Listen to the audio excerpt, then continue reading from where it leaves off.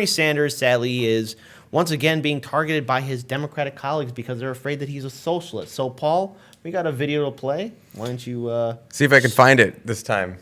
That will be the correct one. I got it. Here we go. Congratulations on the victory in New Hampshire.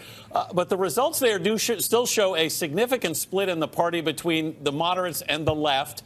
As we mentioned, upcoming is the upcoming primary in South Carolina. And one of the two Democratic congressmen there just said, we don't want socialism. How do you broaden your constituency?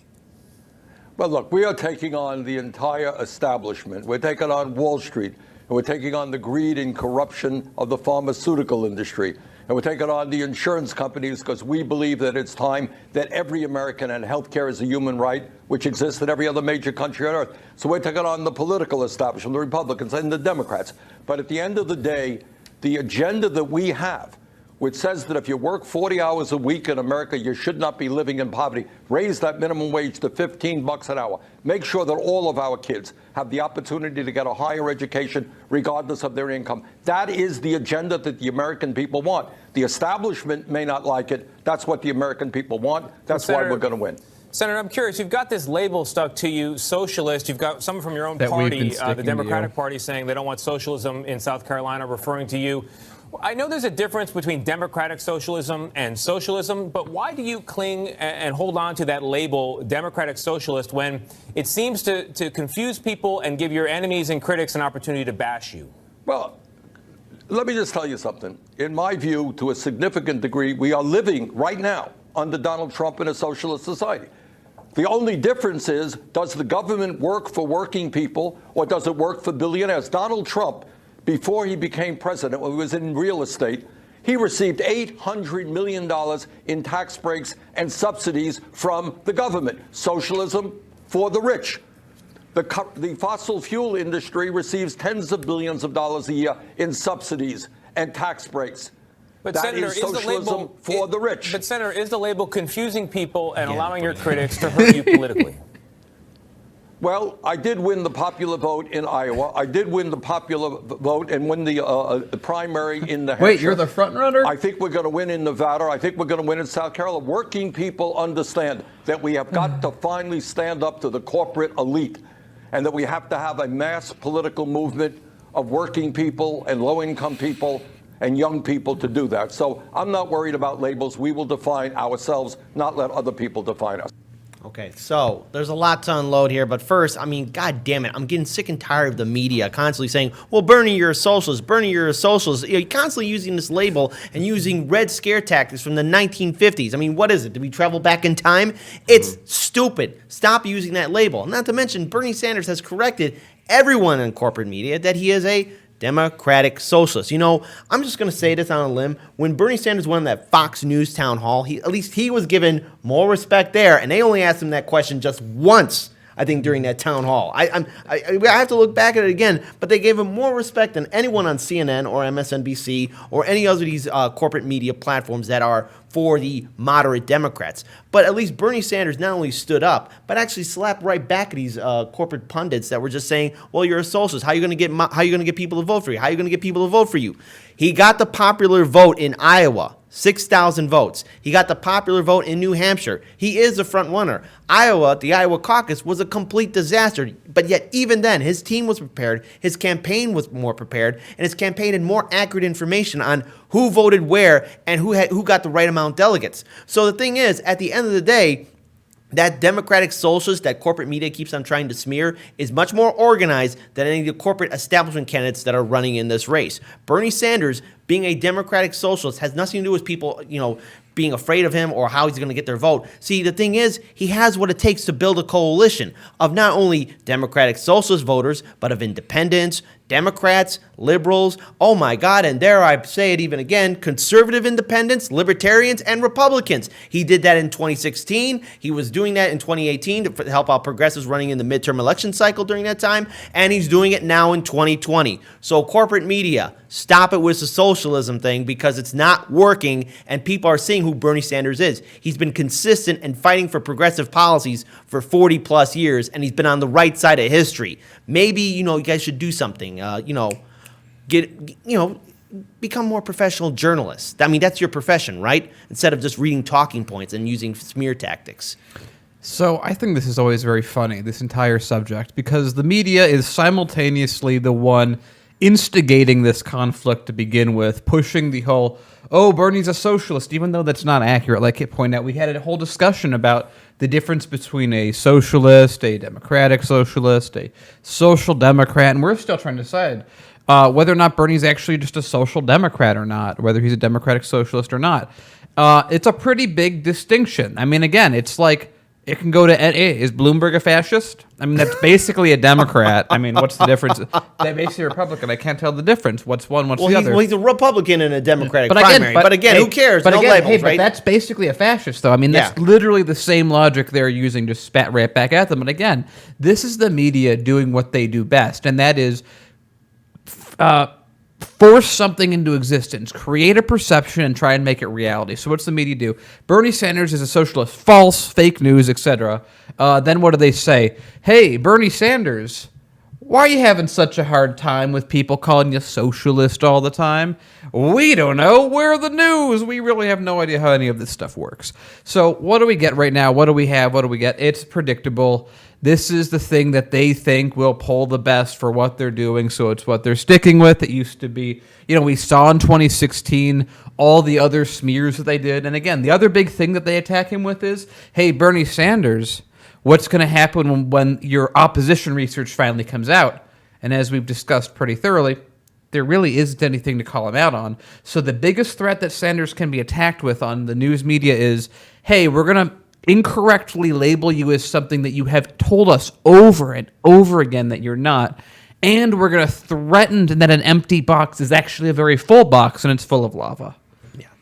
All right, Paul. I think, so it's interesting. On the one hand, Bernie kind of puts on a masterclass in sort of how to handle this gotcha question, right? It's a disingenuous question from the get-go because for all the reasons you guys have explained, like, yeah, it's the corporate class, right? It's the Democratic establishment folks, the DNC insiders, mainstream media that is always like, you're a socialist, that's bad, that'll never play, that's super bad. How are you going to explain it? You're calling yourself a socialist. How are you going to do it? Socialist, so bad. And Bernie goes from saying, look, we're fighting against all of these corrupt corporate entities, right? We're fighting against this big pharma, we're fighting against these banks, we're fighting against Wall Street. And sort of like, well, that's why we're talking about these things. And then when he gets hammered with the same question, as though it's a legitimate follow-up, he responds in another way that is also excellent. And that is the, hey, you guys have corporate socialism. We're talking about just having. He needs to use that so much more often. It's a very effective line, and I think you should use it more often. But this is where I'm getting at is in the last time that the reporter tries to gotcha question him again trying to frame it as though this is a legitimate follow-up question, like the question wasn't adequately answered already by the first two rounds of answers. But how is it that you're going to sell being socialist? Well, I'm winning.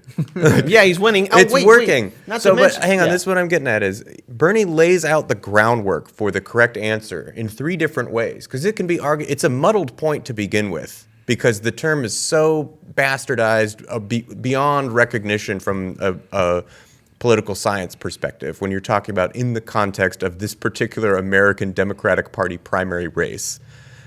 And then the implications once you get to the general, that you don't have time to get into the nuance, but Bernie lays out essentially the arguments for three different arguments that basically are like, look, so it's fine to be a socialist.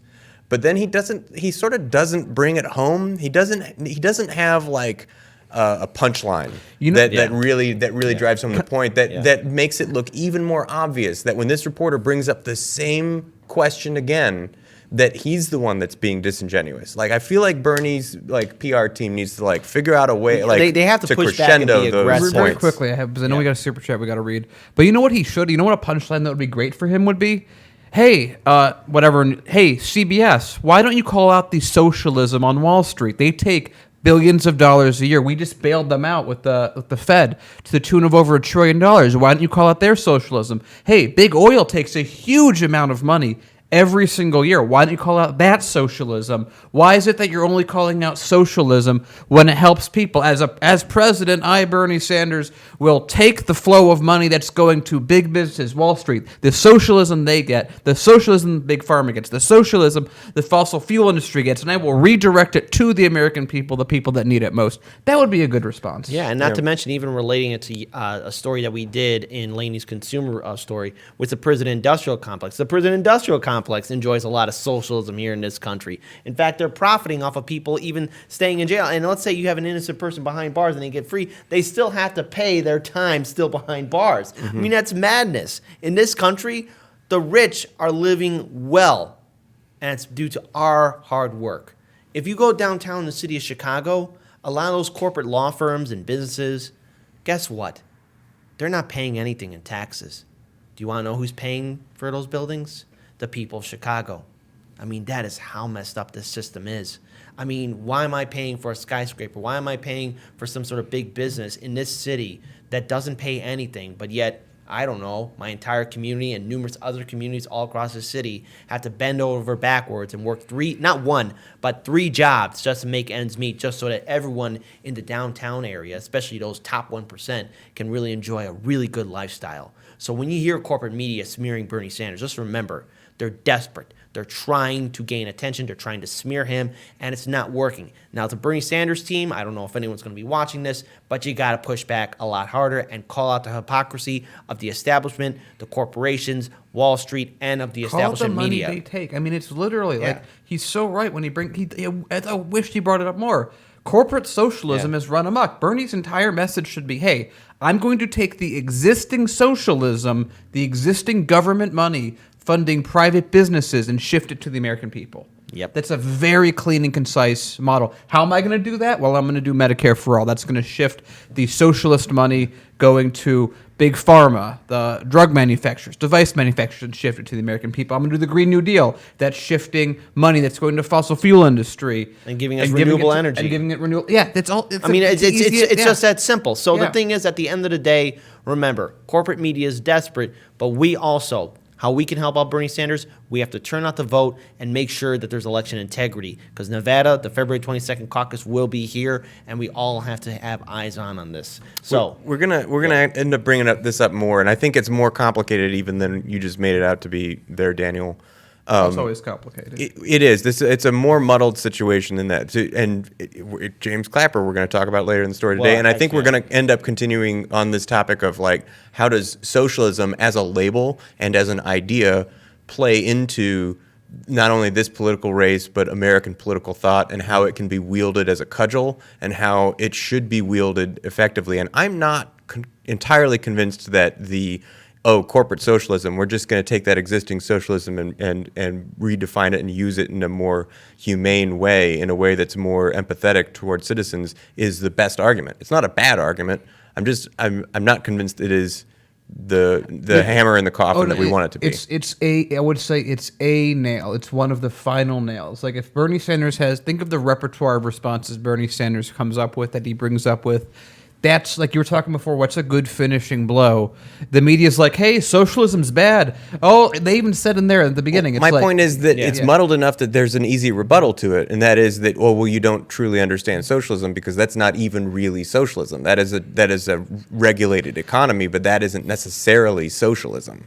Right, it leaves that counterattack line open. But that's easily countered back. But I don't think the media would ever go down that path anyway. I don't even think they understand it well enough to come back with that. Right, and that's why, like, the fact that these terms are so muddled is in itself like a thing to untie. Because when Americans talk about socialism, it's different than when political scientists talk about socialism. And when Bernie talks about democratic socialism, it's more or less what political scientists call social democracy. And so it's all messed up. Yeah, and I think it's all messed up. And I think also we have to remember, too, that for a long time, Americans have been fed the propaganda of fear of socialism, the Soviet Union, communism, and constantly trying to say, like, well, you don't want to end up like these countries. But yet the thing is, there's a difference between how democratic socialism has been implemented, especially when we look at successful countries that actually have democratic socialism. So the thing is, Bernie Sanders' team needs to be pushing harder, and he needs to be more aggressive towards these news pundits, these corporate media pundits that are going to constantly be smearing, him and calling him a socialist. He has to push back harder, and I think he did a good job, but he can do a much more aggressive stance.